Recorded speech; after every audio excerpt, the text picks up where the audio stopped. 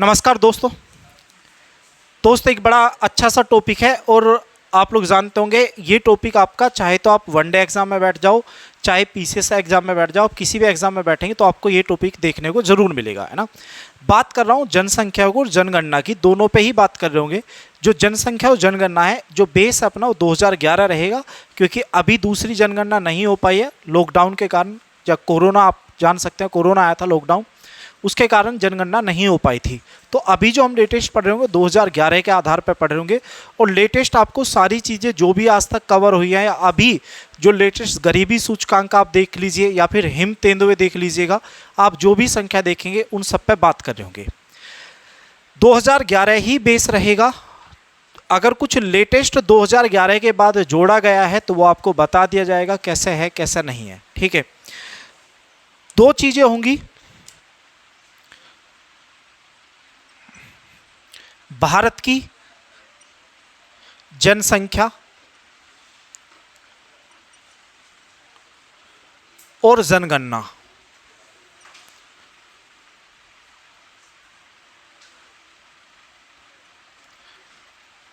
है ना दोस्त, भारत की जनसंख्या और जनगणना दोनों चीजें रहेंगी। अगर जनसंख्या की बात करूं तो जनसंख्या एक अलग है, और अगर जनगणना की बात की जाए तो जनगणना एक अलग चीज है। अगर हम सारे यहाँ हैं, ठीक है, अगर हम यहाँ सारे हैं तो हम जनसंख्या हैं, और अगर हम सिंगल सिंगल एक एक को काउंट करते हैं, अगर हम सिंगल सिंगल एक एक को काउंट करते हैं तो हम जनगणना है, ठीक है। अगर हम सबकी बात करते हैं तो जनसंख्या है, अगर हम सिंगल सिंगल पर्सन की बात करते हैं, सिंगल सिंगल व्यक्ति को काउंट करते हैं तो वो जनगणना होगी। बात समझ में आ गई?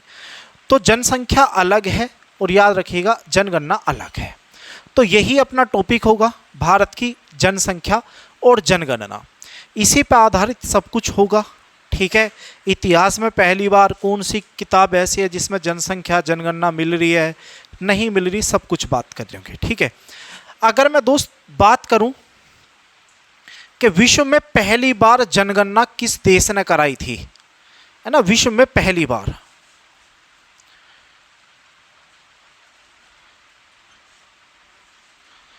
अगर विश्व में पहली बार जनगणना वाला देश देखूं, है ना, विश्व में पहली बार जनगणना वाला देश,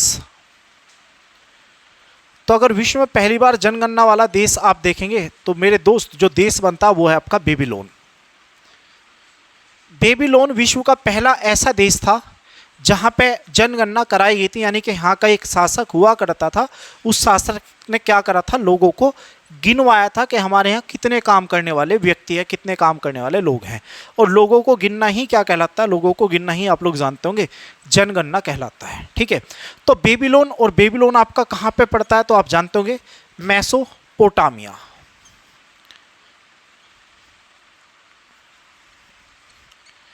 ठीक।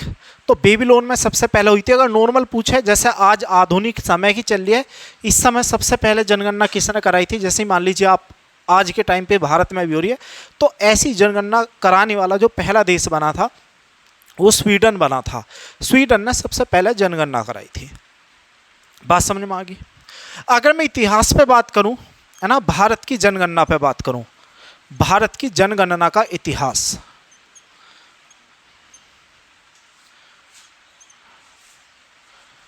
अगर मैं इसके इतिहास की जानकारी की बात करूं कि इसका इतिहास हमको जानना है कि हाँ इसकी शुरुआत कहाँ से हुई है, ठीक है। तो अगर मैं इतिहास पर बात करूं तो इतिहास में सबसे पहले आप लोग जानते होंगे एक व्यक्ति आएगा जिनका नाम होगा कौटिल्य या चाणक्य या विष्णुगुप्त। आप सभी जानते होंगे इस नाम को, सभी ने पढ़ा होगा, है ना, सभी ने पढ़ा होगा इस नाम को। और ये जो नाम था मेरे दोस्त, इनकी एक बुक थी, और इसी बुक का नाम था क्या, अर्थशास्त्र। इन्होंने एक बुक लिखी थी क्या, अर्थशास्त्र। और याद रखिएगा अर्थशास्त्र राजनीति पर आधारित इतिहास की पहली प्रमाणित पुस्तक है, प्रमाणित, है ना, सर्टिफाइड बुक है, पहली राजनीति पर जो बनी हुई है ना। तो राजनीति की जो पहली बुक है जो प्रमाणित है, सर्टिफाइड है, वो आपकी अर्थशास्त्र है, ठीक है, संस्कृत भाषा में लिखी गई थी। अगर दूसरी बात करूं, दूसरी तो एक दार्शनिक आते हैं जिनका नाम होता है प्लूटो, है ना, दार्शनिक थे, फिलोसफर थे, जब आप बड़े लेवल की तैयारी करते हैं तो वहाँ आपको दार्शनिक भी पढ़ने को मिलते हैं इतिहास के अंदर, है ना, फ्लोस पर भी आप पढ़ते हैं। इनकी भी एक बुक थी मेरे दोस्त, और उस बुक का नाम था रिपब्लिक, है ना, इस बुक का नाम था क्या, रिपब्लिक। ठीक, अगर मैं आगे बात करूं तो तीसरे नंबर पे एक व्यक्ति और आएगा, अकबर। आप लोग जानते होंगे अकबर के बारे में, मुगल बादशाह था, सभी ने पढ़ा होगा मुगल बादशाह के बारे में। ठीक है, मुगल बादशाह आप लोग जानते होंगे, इनके समय में 9 रत्न हुआ करते थे, है ना, और जो 9 रत्न हुआ करते थे उन्हीं में से एक जो रत्न हुआ करते थे उनका नाम था अबुल फजल।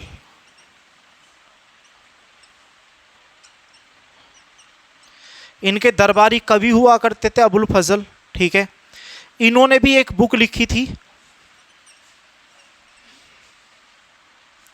इनके द्वारा भी एक बुक लिखी गई थी मेरे दोस्त, और जो बुक लिखी गई थी उस बुक को आप लोग सभी जानते होंगे। इन्होंने एक बुक लिखी थी, क्या मेरे दोस्त, अकबर नामा लिखी थी, नहीं लिखी थी। अकबर नामा कितने भाग में डिवाइड हुई थी, अकबर नामा आपकी 3 भाग में डिवाइड हुई थी, 3 भाग, 1, 2 और 3 है भाई। तीसरे भाग को किस नाम से आप लोग जानते थे, दिखाई नहीं दे रहा है यहां तक। अकबरनामा 3 भाग में लिखी गई थी, पहला भाग, दूसरा भाग, तीसरा भाग, और तीसरे भाग को आप लोग जानते थे किसके नाम से, आईने अकबरी, इस नाम से आप लोग जानते थे तीसरे भाग को, आईने अकबरी के नाम से। और ये जो आईने अकबरी है, अबुल फजल ने ऐसा लिखा है आईने अकबरी के अंदर कि हाँ, अकबर ने भी अपने समय पे क्या कराया था, अकबर ने भी अपने समय पे जनगणना कराई थी, यानी कि लोगों की गिनती कहीं ना कहीं कराई गई थी। बात समझ गए, कहीं ना कहीं अकबर ने भी अपने समय पे जनगणना कराई थी, जो कि अबुल फजल ने अपनी जो पुस्तक है अकबरनामा, या फिर आप बोल सकते हैं आईने अकबरी में इस चीज़ का उल्लेख कराया है कि हाँ, अकबर भी कहीं ना कहीं जनगणना करा चुका था। बात समझ गए। अगर आगे बात करूं तो रॉबर्ट थॉमस एल्थमस या एल्थस, है ना, इन्होंने क्या करा 1798 में, है ना, इन्होंने क्या करा 1798 में एक सिद्धांत लिखा, है ना, एक सिद्धांत लिखा मेरे दोस्त। उस सिद्धांत का नाम था प्रिंसिपल ऑफ पॉपुलेशन। इन्होंने एक सिद्धांत लिखा था प्रिंसिपल ऑफ पॉपुलेशन। और याद रखिएगा,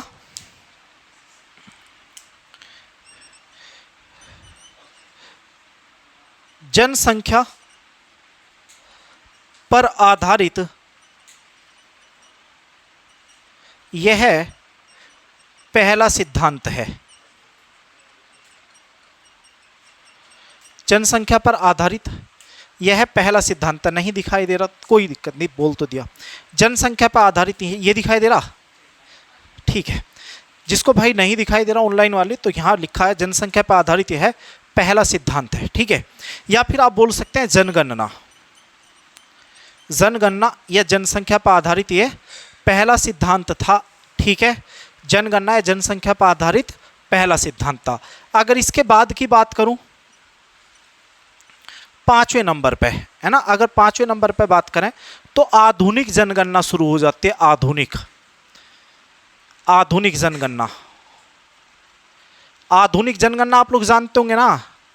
आधुनिक जनगणना क्या, जो आज के टाइम की चली है उसकी बात कर रहे हैं, उस आधुनिक जनगणना की। अगर आधुनिक जनगणना के बारे में अगर आप बात करते हैं तो आधुनिक जनगणना में ये है कि भारत में पहली बार जनगणना कहते हैं या फिर आधुनिक जनगणना कहते हैं। तो आप लोग सभी जानते होंगे भारत में जो पहली आधुनिक जनगणना कराई गई थी वो 1872 में लॉर्ड रिपन के समय कराई गई थी, जो भारत के वायसराय उस समय हुआ करते थे। लॉर्ड रिपन, उनके समय पहली बार आधुनिक जनगणना कराई गई थी, या फिर आधुनिक प्रणाली की जनगणना भी इसको बोल सकते हैं ना, आधुनिक जनगणना बोल सकते हैं या फिर आधुनिक प्रणाली की जनगणना।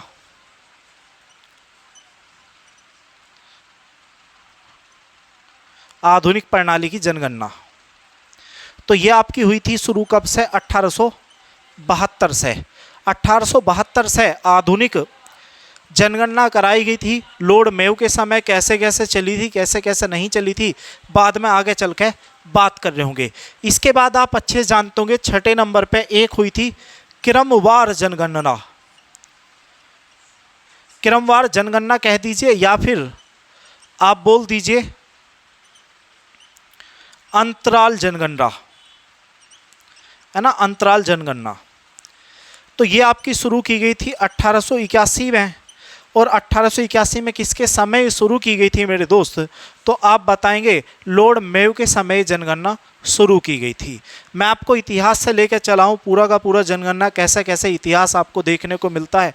तो सबसे पहले कौटिल्य, इनकी बुक में भी जनगणना का उल्लेख है। अकबर की ये जो बुक है इसमें भी उल्लेख है ना। तो हर एक में पहला सिद्धांत किसने दिया है? तो रॉबर्ट थॉमस एल्थस ने 1798 में सबसे पहले जनसंख्या पर आधारित सिद्धांत दिया था। अर्थशास्त्र, रिपब्लिक और आईने अकबरी, इन तीनों बुक के अंदर जनगणना का उल्लेख है, याद रखिएगा। ठीक है, याद रखिएगा तीनों बुक के अंदर क्या है? जनगणना का उल्लेख है। तो भाई दोस्त हम ये कह रहे हैं कि अर्थशास्त्र हो, रिपब्लिक हो या फिर आईने अकबरी हो, है ना, इन तीनों बुक में जनगणना का उल्लेख है ना दोस्त। क्या लिखना आपको? आपको ये लिखना है इन तीनों बुक में किसका उल्लेख है? जनगणना का उल्लेख है। तीनों ही बुक के अंदर जनगणना का उल्लेख है। ठीक है, इन तीनों बुक में जनगणना का उल्लेख है। एकदम बेहतरीन लो तुम डाटा, बेहतरीन।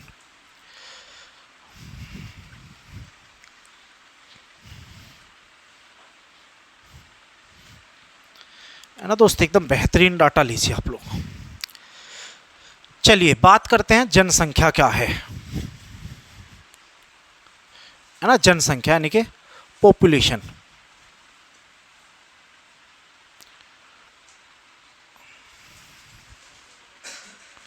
पॉपुलेशन क्या कह रही है, पॉपुलेशन के बारे में भी जान ले रहे हैं। देखिए अगर लेटेस्ट आंकड़े पे बात करें तो लेटेस्ट आंकड़ा ये कह रहा है, सबसे पहले तो आप अध्ययन लिख लीजिएगा, है ना। जनसंख्या का जो अध्ययन है वो क्या कहलाएगा? कई बार पेपर में आया होगा, जनसंख्या का अध्ययन, है ना दोस्त। तो जनसंख्या का जो अध्ययन है वो कहलाता है डेमोग्राफी। ठीक है, डेमोग्राफी। ठीक, हिंदी में बोलते हैं जन सांख्यिकी, है ना, हिंदी में बोलते हैं जनसांख्यिकी। ठीक, अगर आगे बात की जाए तो डाटा 15 नवंबर 2022 का ये है।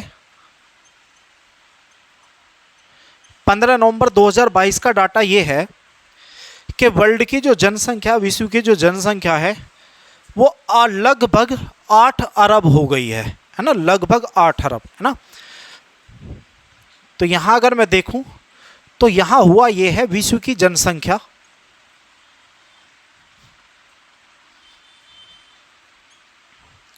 8 बिलियन यानी कि अरब हो गई है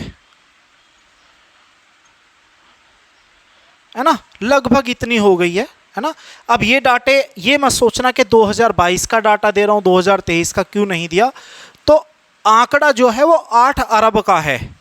8 अरब के हो सकता है थोड़ी कम हुई हो, 8 अरब से हो गई है, थोड़ा ज़्यादा हुआ हो। ठीक है, तो दोनों ही डाटे हो सकते हैं। अगर और मैं बात करूं, थोड़ा सा और फ्लैशबैक में बात करते हैं, थोड़ा सा और फ्लैशबैक में, तो थोड़ा सा अगर और फ्लैशबैक में बात करें तो 11 जुलाई 1987, ठीक है, 11 जुलाई 1987 को हुआ ये कि एक जगह प्रत्येक देश पड़ता है जिसका नाम है युगोस्लाविया। ठीक है, युगोस्लाविया। तो 11 जुलाई 1987 को युगोस्लाविया में 5 अरबवे शिशु का जन्म हुआ, बच्चे का जन्म हुआ युगोस्लाविया में 11 जुलाई 1987 को। जब इस बच्चे का जन्म हुआ तो जो जनसंख्या थी पूरे वर्ल्ड की वो 5 अरबवे बिंदु पर आ गई थी। 5 अरब हुआ है भाई, जैसे 499 हो गया, एक बच्चे का जन्म होते ही 500 हो गया, तो 5 अरबवे पॉइंट पर आ गई थी, 5 अरबवे बिंदु पर आ गई थी। जैसे इस बिंदु पर आई, क्योंकि जनगणना का जो काम है टोटली वर्ल्ड का वो संयुक्त राष्ट्र के पास है। संयुक्त राष्ट्र को कहीं ना कहीं ये लगा कि यार अब ये जनगणना बढ़ती जा रही है, तो कुछ ना कुछ एक डिसीजन लिया जाए। तो यूएनओ में एक मीटिंग करी गई, या यूएनओ के द्वारा एक मीटिंग करी गई, और उस मीटिंग में फैसला ये लिया गया कि 11 जुलाई को हम विश्व जनसंख्या दिवस के रूप में घोषित कर रहे हैं। और तब से लेकर आज तक 11 जुलाई को आप लोग जानते होंगे विश्व जनसंख्या दिवस मनाया जा रहा है, जिसकी शुरुआत कहाँ से हुई है, 1987 से हुई है, और जिसकी घोषणा करी किसने थी, यूएनओ ने उसकी घोषणा करी है। ठीक है,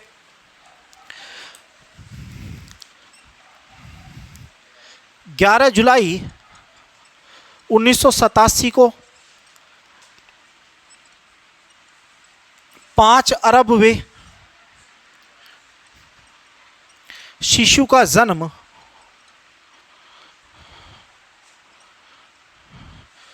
युगोस्लाविया में हुआ था, जिसके बाद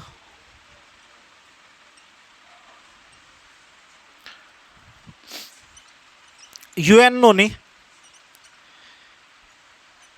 एक बैठक में यह निर्णय लिया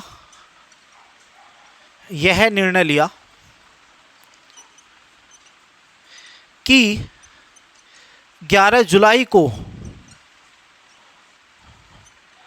विश्व जनसंख्या दिवस घोषित किया जाए।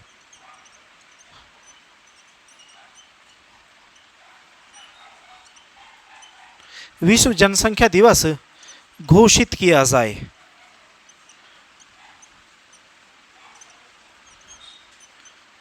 और आप सभी जानते होंगे 11 जुलाई को ही आप लोग क्या मनाते हैं, विश्व जनसंख्या दिवस मना रहे हैं ना। तो 11 जुलाई को आप मनाते हैं दोस्त क्या, विश्व जनसंख्या दिवस।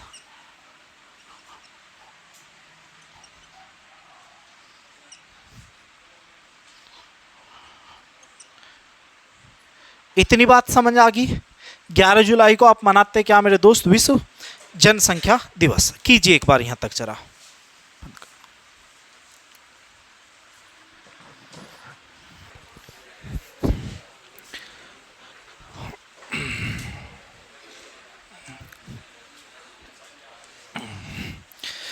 दोस्त अगर 2011 पर बात करूं, 2011 के आधार पर सर्वाधिक जनसंख्या वाले देश,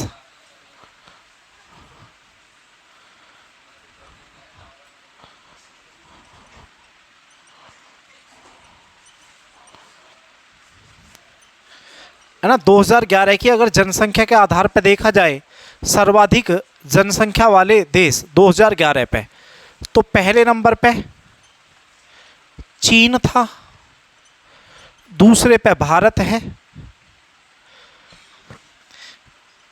तीसरे पे यूएसए है, चौथे पे इंडोनेशिया है,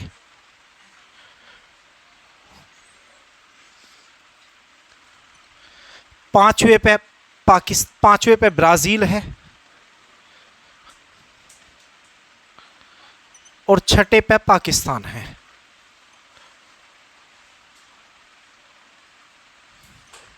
ठीक है, छठे पे पाकिस्तान है। ये डाटा है 2011 के अकॉर्डिंग। ठीक, अब यदि भारत की बात करें तो बड़ी अच्छी सी बात निकल कर आ रही थी। ये बोला जा रहा था कि भारत 2032 तक चीन को पीछे छोड़कर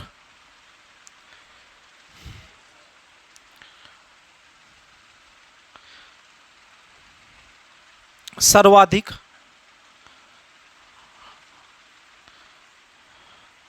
आबादी वाला देश होगा। आबादी या जनसंख्या एक ही बात है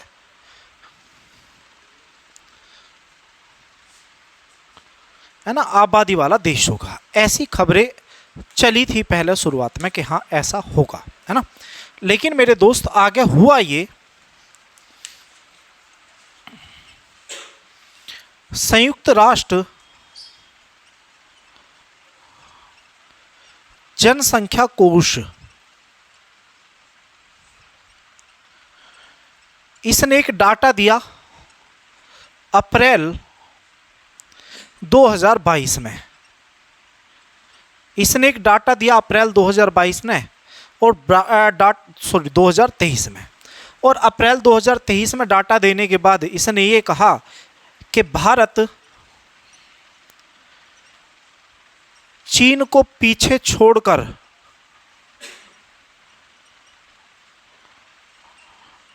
जनसंख्या में पहले स्थान पर आ गया है।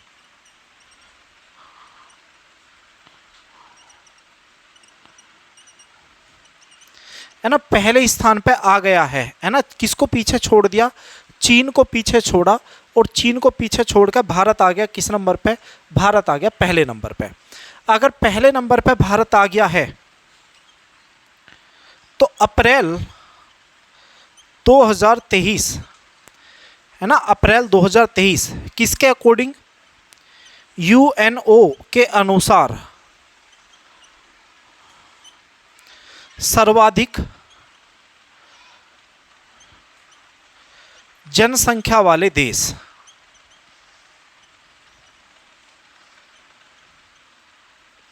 है ना, सर्वाधिक जनसंख्या वाले जो देश हैं अप्रैल 2023 के आधार पे, सबसे पहले नंबर पे आप सभी जानते होंगे, सबसे पहले नंबर पर आपका भारत है, दूसरे नंबर पर आपका चीन है, तीसरे नंबर पे यूएसए है, चौथे नंबर पे इंडोनेशिया है,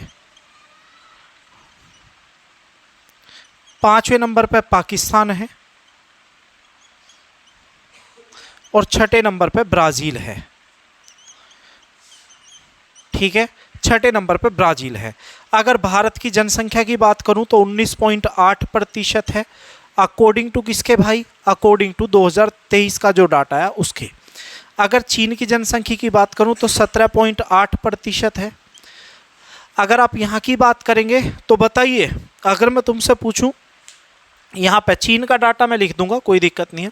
अगर मैं तुमसे पूछूं कि भारत में बताइए वर्ल्ड की कितनी प्रतिशत जनसंख्या निवास कर रही है? भारत के अंदर बोलिए, भारत में, भारत में बोलो, भारत में विश्व की कितनी प्रतिशत जनसंख्या निवास कर रही है?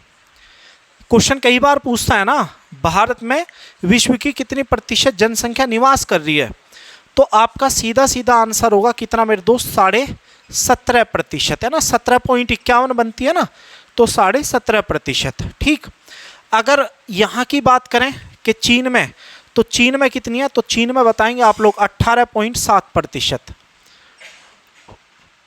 चीन में इतनी थी, भारत में इतनी थी, लेकिन नए आंकड़े के अनुसार चीज़ें बदली हैं, है ना। नए आंकड़े के अनुसार आप देख रहे होंगे चीज़ें बदली हैं।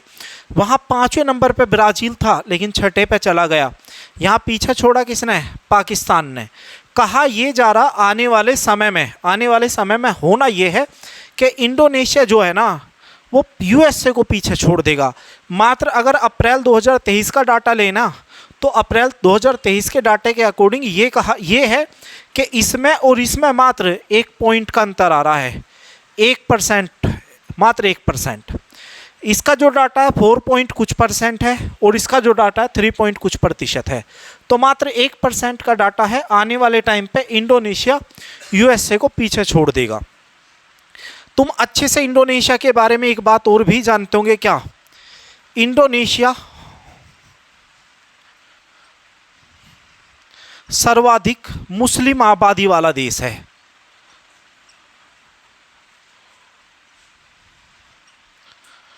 सर्वाधिक मुस्लिम आबादी वाला देश है। पाकिस्तान सबसे ज़्यादा आबादी वाला देश नहीं है, इंडोनेशिया है। जो अनपढ़ मूर्ख है ना, पाकिस्तान पाकिस्तान के पीछे लग रहे, पाकिस्तान पाकिस्तान। भैया सबसे ज़्यादा जो जनसंख्या मुस्लिम वाली वो आपकी इंडोनेशिया में है। कई बार पेपर में आपसे पूछा भी गया कि सर्वाधिक मुस्लिम जनसंख्या वाला देश कौन सा है, इंडोनेशिया। ब्राज़ील से नहीं पूछा क्या? ब्राज़ील से भी पूछता था, आने वाले टाइम पे भी पूछ जाएगा। ब्राज़ील से अगर आप इसको जनसंख्या के मामले में जाएंगे तो 5वें स्थान पे है, अगर आप क्षेत्रफल के आधार पर जाएंगे तो भी 5वें स्थान पे है। तो कई बार तो क्वेश्चन ने पूछा है वह कौन सा देश है जो क्षेत्रफल और जनसंख्या दोनों के ही आधार पे 5वें स्थान पे है ना। तो याद रखिएगा, ब्राजील क्षेत्रफल व जनसंख्या दोनों के आधार पर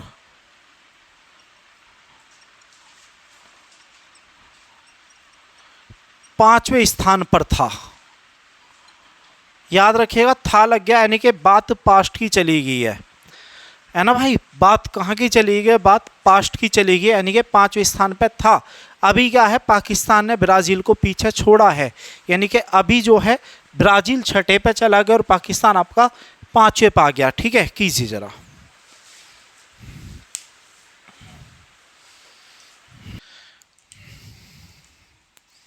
अगर आपसे पूछता है कि भारत की, मतलब अगर ऐसा पूछेगा नहीं लेकिन फिर भी नॉलेज के लिए बता दे रहा हूँ, भारत की जनसंख्या कितनी हो गई है अप्रैल 2023 में ना, तो आप बताएंगे भारत की जो जनसंख्या 142.8 करोड़ हो गई है ना, 142.8। चीन की कितनी है? तो 141.2 करोड़ है ना, इतनी करोड़ चीन की है।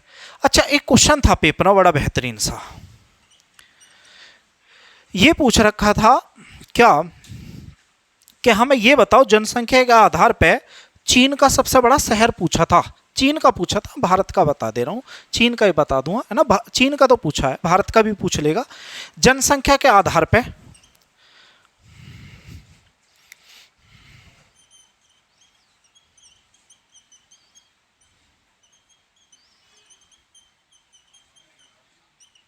दिखाई नहीं दे रहा, चलो कोई नहीं, तो मैं बोल दूंगा, यहां लिख लीजिएगा।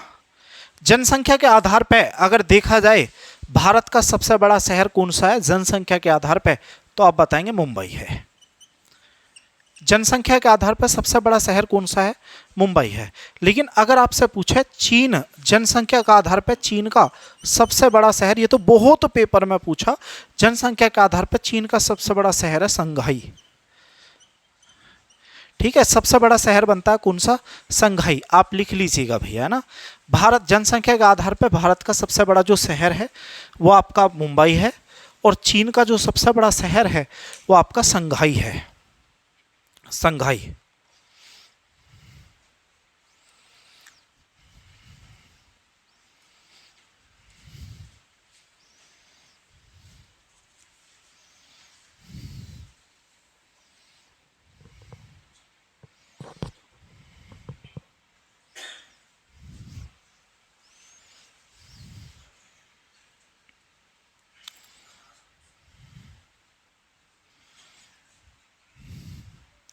लिख लिया सर?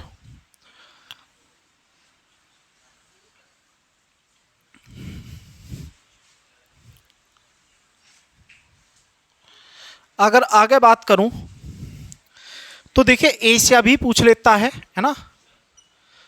जनसंख्या के आधार पर है ना, जनसंख्या के आधार पर एशिया के सबसे बड़े देश है ना, एशिया के सबसे बड़े देश। तो पहले नंबर पर तो आप जानते होंगे भारत ही आना है, दूसरे नंबर पे चीन आना है, तीसरे नंबर पर आप जानते होंगे इंडोनेशिया आपका एशिया में पड़ता है, और चौथे नंबर पर आपका पाकिस्तान आना है। 4 लिखवा दिए हैं। ठीक है, चौथे नंबर पर आपका क्या आना है? पाकिस्तान आना है। ठीक, अगर बात करूं जनसंख्या के आधार पर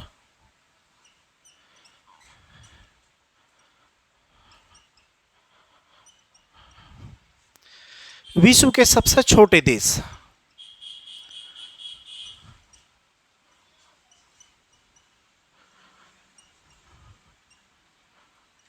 विश्व के यदि सबसे छोटे देश की बात करूं तो आप सभी जानते होंगे वर्ल्ड का सबसे छोटा देश, आप किसी बालक से पूछ लो, आंख बंद करके बता देगा वेटिकन सिटी है। ए दोस्त, वेटिकन सिटी है। और ये आपका पड़ता है कहाँ पे? यूरोप में। और ऐसा डाटा है अभी तक का, मात्र यहाँ पे अभी तक का डाटा बता रहा हूँ, यहाँ पे मात्र 826 ही व्यक्ति रहते हैं केवल। अपने यहाँ तो एक गांव भी इससे बड़ा होगा है भाई। हाँ हाँ, अपना जो क्षेत्र होगा ना छोटा सा, वो भी इससे बड़ा होगा। तो ये तो देश बना दिया है ना। और भी ऐसे कंट्री हैं, आपसे अगर पूछ ले कि हमें जी ये बताओ दूसरा सबसे छोटा देश कौन सा है ना, दूसरा पूछ ले, तीसरा पूछ ले, चौथा पूछ ले, वैसे पूछता नहीं है, मैक्सिमम दूसरे तक आपसे चला जाएगा। अगर आप किसी से दूसरा देश पूछ के देखते ना, तो दूसरा देश बहुत कम ही से लोग बाग बता पाएंगे। सबसे छोटा देश आपको कोई भी बता देगा, तुरंत कह देगा कि भैया वेटिकन सिटी है ना। लेकिन अगर दूसरा पूछे ना, तो दूसरा नहीं बताता, और दूसरा बनता नाउरू। ये छोटे छोटे देश हैं, बहुत छोटे छोटे देश हैं, जो बहुत छोटे छोटे द्वीप पे, बहुत छोटे छोटे क्षेत्रफल पे फैले हैं, है ना। अगर नाउरू को देखा जाए ना, नाउरू को देखा जाए तो नाउरू अगर आप क्षेत्रफल के आधार पर देखें ना, तो क्षेत्रफल के आधार पर भी तीसरा सबसे छोटा देश है। अगर मैं क्षेत्रफल पे बात करूं, इसको अगर छोड़ दूं, तो मैं अगर लिखूं क्षेत्रफल के आधार पर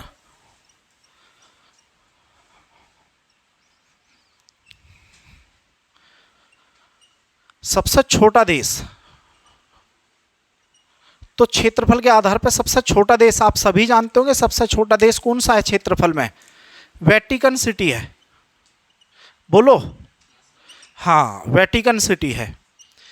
दूसरे नंबर पे अभी लिख रहा हूं, तीसरे नंबर पर अगर बात करूं तो नाउरू है। तीसरे नंबर पर आपका नाउरू बनता है मेरे दोस्त।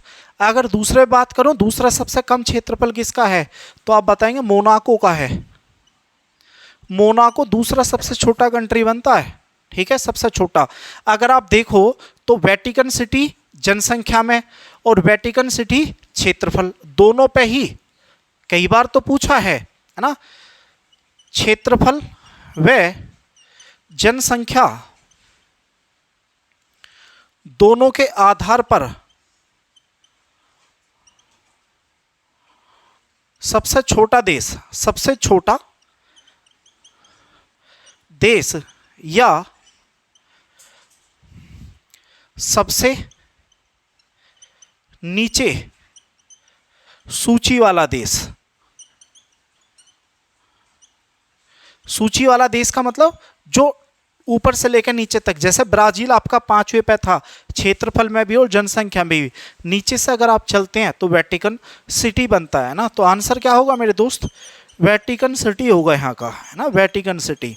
तो वेटिकन सिटी आप क्षेत्रफल में लीजिएगा तो भी सबसे छोटा देश बनता है। अगर आप वेटिकन सिटी को जनसंख्या के आधार पर ले रहे हैं तो जनसंख्या के आधार पर भी सबसे छोटा देश ही बनता है, ठीक है। अगर और देखो, चलिए पहले दो ही लिखिए। एक नाउरू, पहले नंबर पे आपका वेटिकन सिटी है, दूसरे पे नाउरू है, तीसरे पे तुलाऊ बनता है वैसे तो, है ना, तीसरे पे तुलाऊ बनता है, और चौथे पे आपका पलाऊ बनता है ना। देखो कैसे कैसे नाम है कंट्रियों के। ये वो कंट्री हैं जो सबसे छोटे हैं, यानी कि क्षेत्रफल जनसंख्या का आधार पर सबसे छोटा देश कौन सा बनेगा? Vatican city. क्षेत्रफल के आधार पर सबसे छोटा देश कौन सा बनेगा?